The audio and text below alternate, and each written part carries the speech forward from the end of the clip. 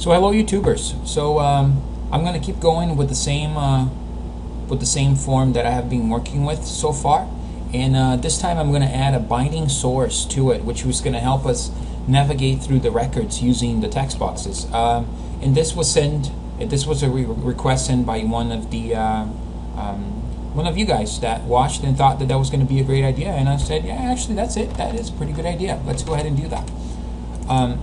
So let's go ahead and then add, and don't need that. Let's go ahead and add a binding source object in here, class binding source, and I'm going to call it table names binding source. And to initialize my object, I'm going to use the new keyword binding source in parentheses. So now I have created my table names binding source object. And what I need to do now is attach a source to it, and I'm going to do that in the button display event.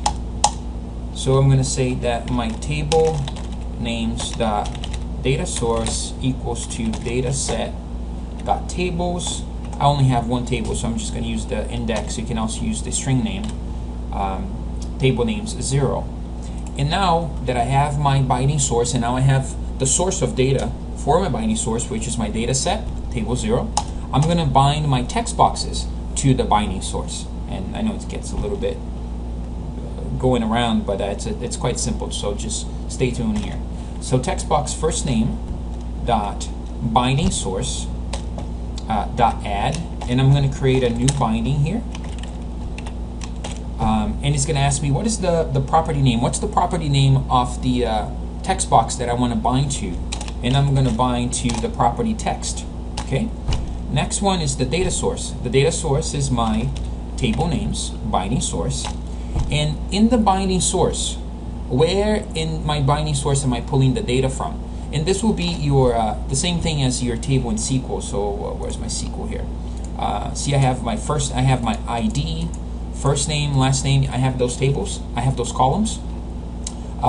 Since I did not change in the data set, it's going to still be the same. It's going to be the same column name.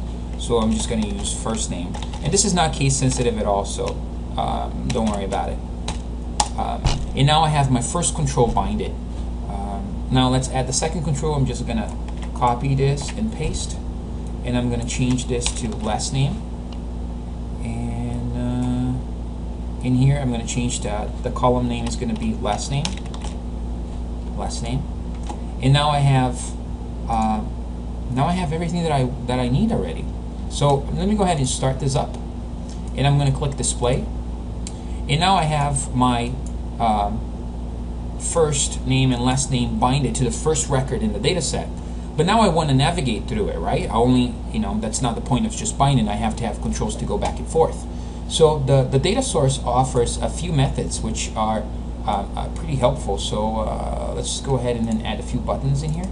So let's say that's going to be my previous button. It's going to be my next button. So let's say I'm just going to call this previous. I'm going to call this next, and I like to change my object names to button previous, and I'm going to call this button next. And now go inside the next event here, and I'm going to call, there's a method that the binding source has, so it's table names binding source dot move next. I mean, it couldn't be easier. And now I can call the previous one, and I'm going to say the same thing, table dot move. You can see you have first, last, next, and previous, so we can do that as well. Let's go ahead and add those as well. Move, we're doing previous, right? So let's also add a few more buttons in here, and then we're going to call this, first.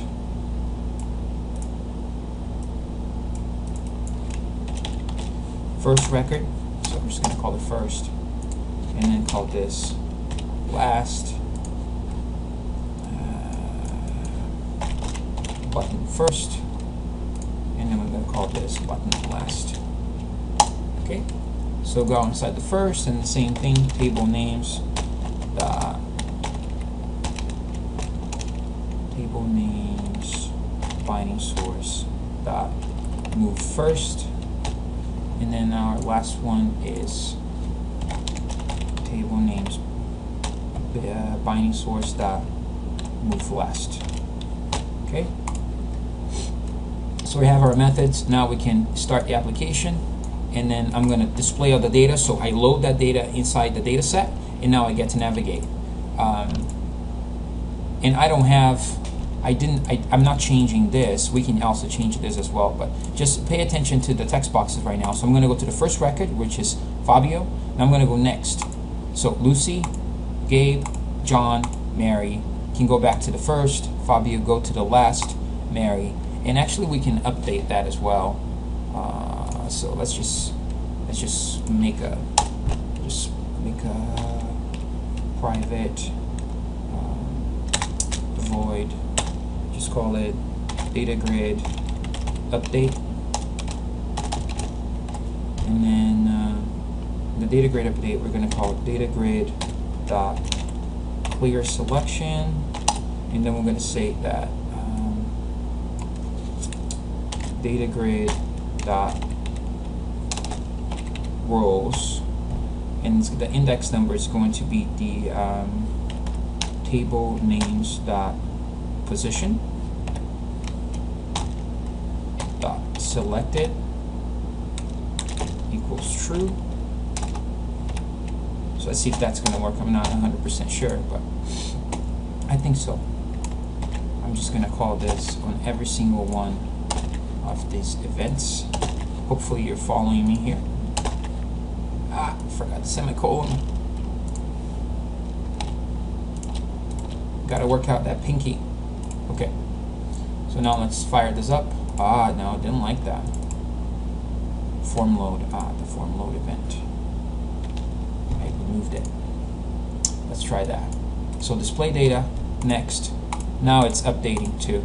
See? So it's kind of cool. So another thing that we could do here, we can also display the number of records. So let's just add one more thing. How much time we have? We have 2 minutes, so let's do it really quick. In the form, I'm just going to add a label, and in the label right here, I'm just going to put at the bottom, it's called label 3. I'm just going to put nothing in there, and I'm going to create another private void here.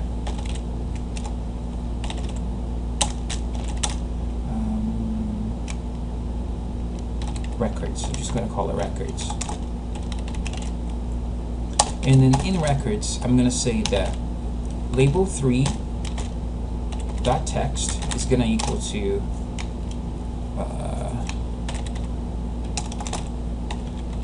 record plus table names dot position plus space off plus table names dot count -1. You have to add a -1 in there because this is index 0.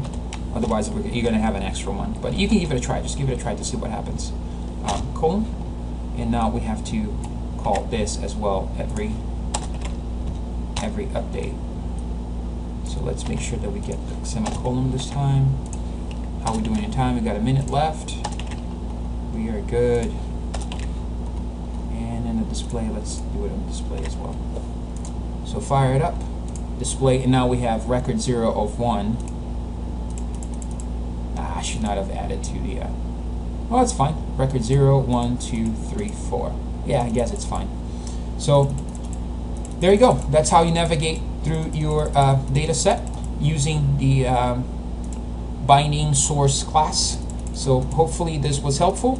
And if you have any comments, please let me know about it. And also, I'm open for ideas. If you want to see something, just let me know, because it's easier for me to do something that you guys really want to see, or just trying to come up with stuff that no one really wants to watch it. So again, thank you for watching, and I'll see you guys soon. Bye.